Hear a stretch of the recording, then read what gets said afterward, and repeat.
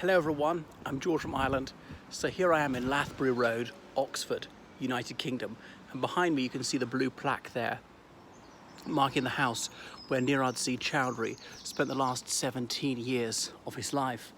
So you can see what a spacious and handsome house it is, part of the late 19th century northward expansion of Oxford. After the 1870s, when dons were allowed to marry, the colleges of Oxford University needed more accommodation for these married dons. They were all Anglican clergy, well, almost all Anglican clergy, and they were accommodated opulently. Anyway, back to Nirad C Chaudhuri. So Chaudhuri was born in Kehorganj, India in 1897.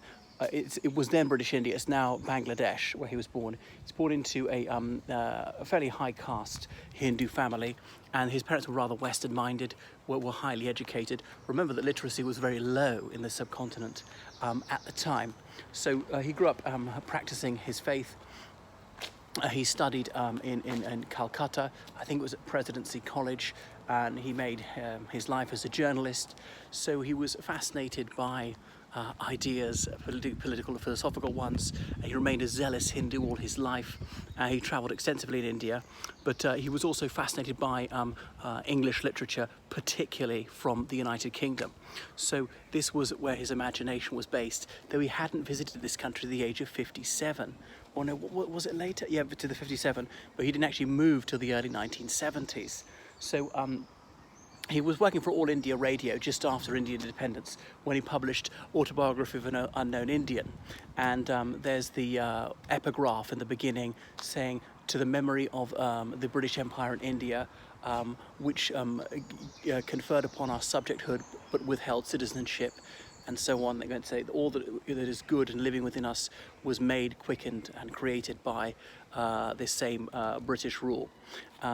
So anyway, it was partly autobiographical, but it was sort of his Valentine to the British Raj. There's those who spent the rest of his life in mourning for this vanished empire that was as irrecoverable as Lyonesse, the sort of literary illusion that he would have appreciated. Anyhow, this did not go down well. He was hounded out of his job at All India Radio, but he made his life as a freelance journalist, as a public intellectual. He published numerous essays, other books, The Continent of Circe, or it should be Kirke, if you're saying it in Greek, to do with this minor deity of the ancient Greek pantheon. But now his famous book, that one, Autobiography of an Unknown Indian, has been somewhat misunderstood because if you realise the classical allusion, he's hinting at what Cicero said about Verres' governorship of Sicily, saying that we were denied parity with white Britons and that was wrong. So he was somewhat critical of the British Raj, but overall thought it was beneficial, which was really not the done thing to say in 1950s India, probably even less so now. So he shifted to the United Kingdom in the early 1970s and lived, I think, the rest of his life in Oxford, though not all of it in this house. And he was honoured with various honorary degrees, such as made an honorary D.Lit, as in Doctor of Letters, by Oxford University in 1990. A man of his views would certainly not be awarded such a degree these days. So some people saw him as a Hindu chauvinist, and he took issue with the notion that Hindus were pacifists, said they were in the Mahabharata and Mahayana, or no, what is it? I can't even remember these ones. Ramayana, various Hindu epics. There's many accounts of battles, and this is lauded as a virtuous thing. And when the Babri Masjid at Ayodhya was demolished in the early 90s, he said, well, these Muslims have got no right to complain, because let's not forget how they treated the Hindu majority when they were in charge. They destroyed and desecrated hundreds of Hindu temples, including deliberately the most sacred ones. This is on sites that didn't particularly matter to Mohammedans. So let's not sympathise with them overmuch.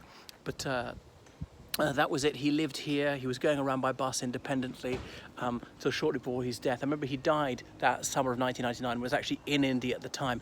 I'd never heard of him. He lived to the ripe old age of 101.